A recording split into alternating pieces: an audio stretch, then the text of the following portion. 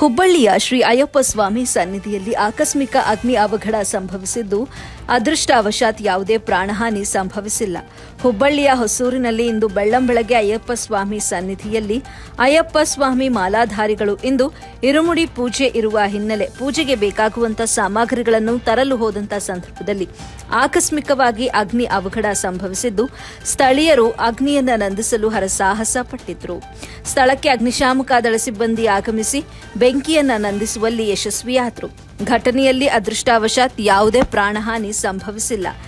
ಘಟನೆ ವಿದ್ಯಾನಗರ ಪೊಲೀಸ್ ಠಾಣಾ ವ್ಯಾಪ್ತಿಯಲ್ಲಿ ನಡೆದಿದೆ.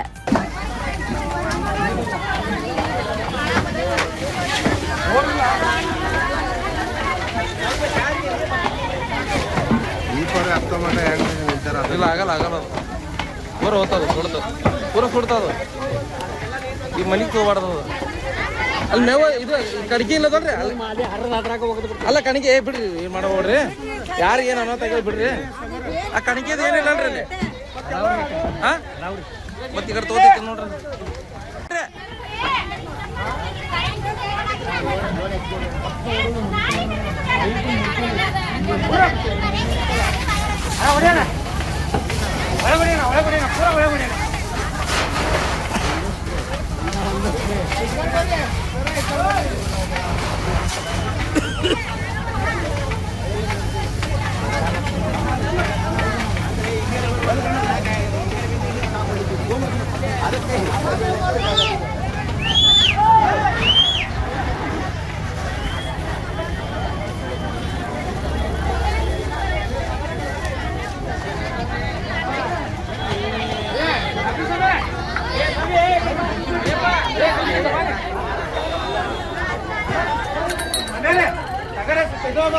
ತಗಡ ಸುಟ್ಟಾರ ಕಟ್ಟಿಗೆ ಸುಟ್ಟ